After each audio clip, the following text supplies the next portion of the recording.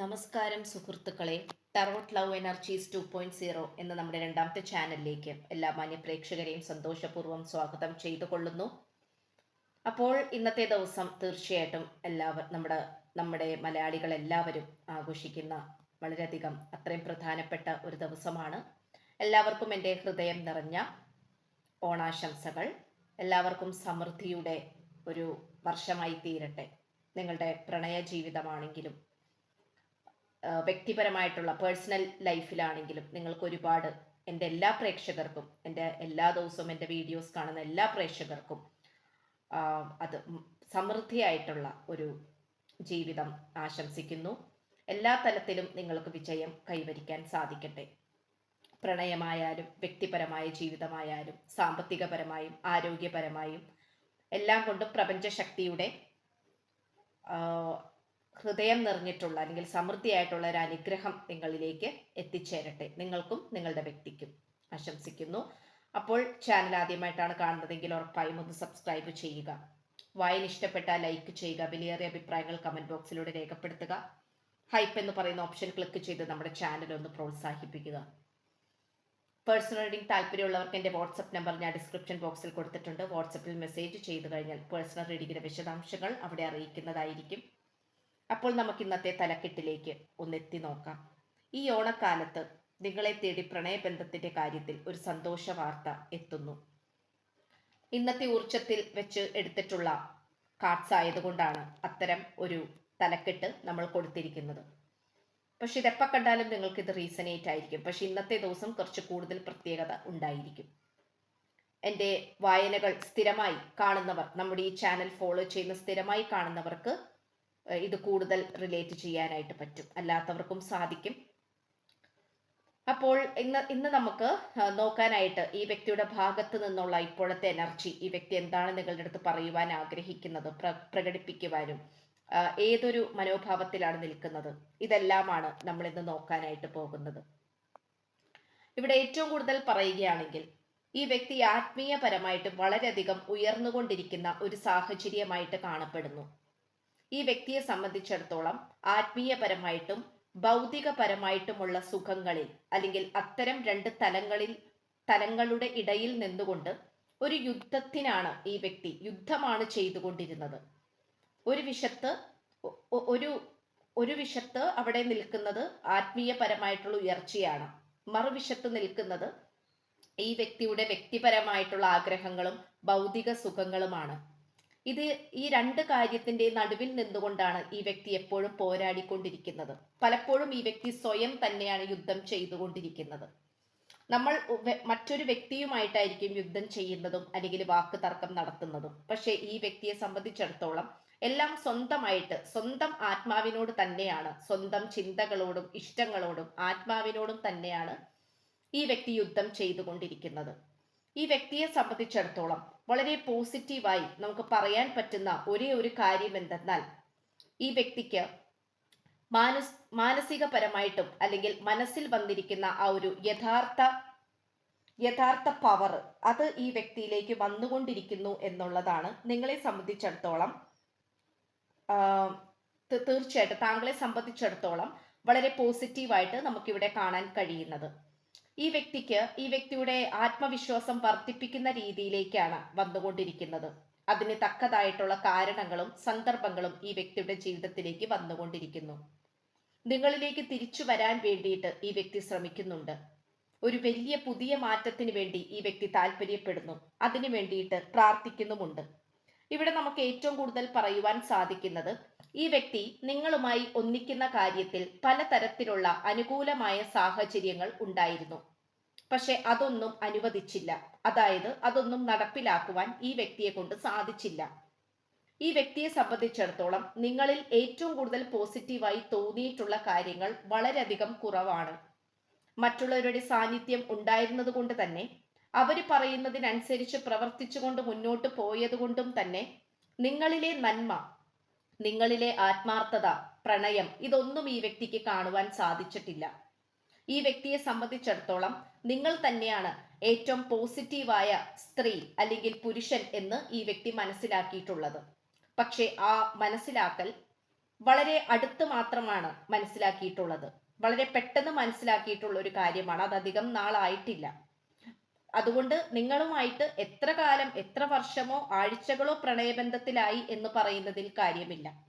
ഈ വ്യക്തി എപ്പോൾ മുതൽ തൊട്ടാണ് നിങ്ങളെ മനസ്സിലാക്കിയിട്ടുള്ളത് എന്ന് ചോദിച്ചാൽ, ഇപ്പോൾ 1 വർഷമായി പ്രണയബന്ധമെങ്കിൽ ഒരു 3-4 മാസമേ ആയിട്ടുള്ളൂ ഈ വ്യക്തി നിങ്ങളെ മനസ്സിലാക്കുവാൻ തുടങ്ങിയിട്ട്.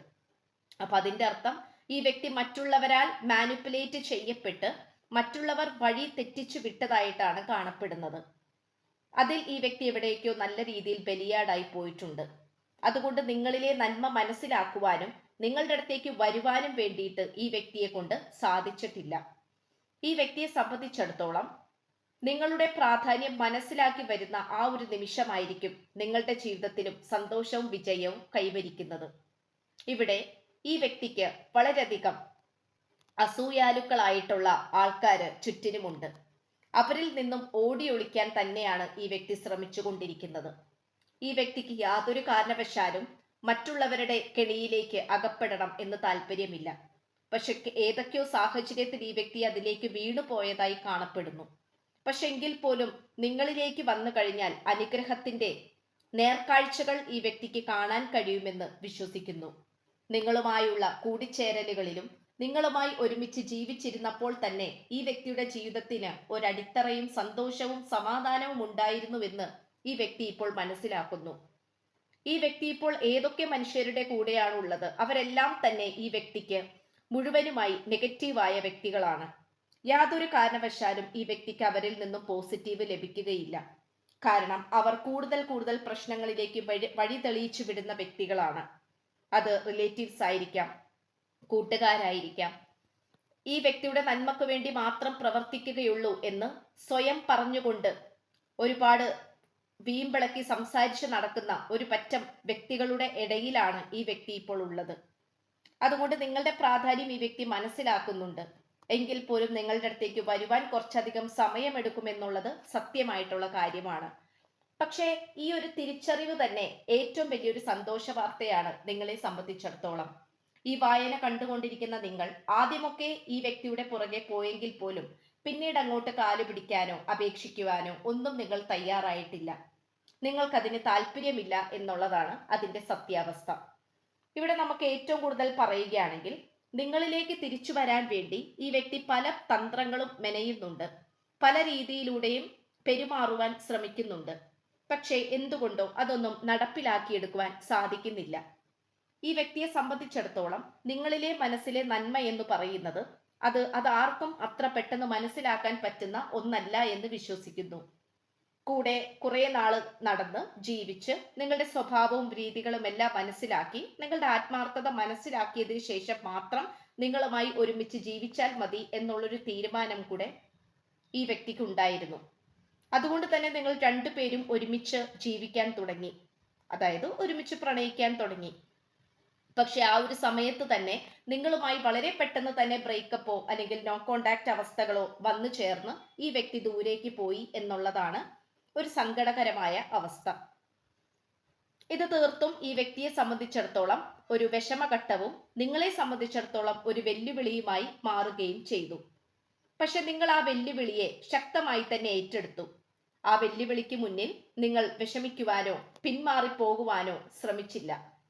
അതിനുവേണ്ടി നിങ്ങൾ ഒരു അവസരം കൊടുത്തില്ല. നിങ്ങൾ ശക്തമായി തന്നെ പോരാടി മുന്നോട്ട് പോയി. നിങ്ങളുടെ ഭാഗത്തു നിന്നും തെറ്റുകൾ സംഭവിച്ചിട്ടില്ല എങ്കിൽ അതിൻ്റെതായ തെളിവുകൾ നിരത്തി വെച്ചുകൊണ്ട് നിങ്ങൾ അതിനോട് എതിരായി വാദിച്ചു. അതുകൊണ്ട് തന്നെ ഈ വ്യക്തിക്ക് നിങ്ങൾക്ക് നേരെ നിൽക്കാൻ സാധിച്ചില്ല.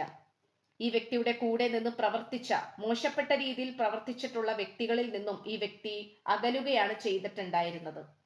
അതുകൊണ്ട് മോശപ്പെട്ട വ്യക്തികൾ ആരെന്നും നന്മ നിറഞ്ഞവരാരെന്നും ഈ വ്യക്തി തിരിച്ചറിയുന്നു. അതുകൊണ്ട് ഇപ്പോൾ ഈ വ്യക്തി ഏറ്റവും കൂടുതൽ മനസ്സിൽ ആരാധിക്കുന്നതും സ്നേഹിക്കുന്നതുമെല്ലാം തന്നെ നിങ്ങളെ തന്നെയാണ്. നിങ്ങൾക്ക് നിങ്ങളുടേതായിട്ടുള്ള നിലപാടുകളുണ്ട്. സാഹചര്യത്തിനനുസരിച്ച് തീരുമാനങ്ങളും ചിന്തകളും മാറ്റുവാൻ തക്കവണ്ണം അങ്ങനത്തെ ഒരു വ്യക്തികളല്ല നിങ്ങൾ. ഏത് സാഹചര്യത്തിലും എടുത്ത തീരുമാനം അത് അതുപോലെ തന്നെ ഉണ്ടായിരിക്കും.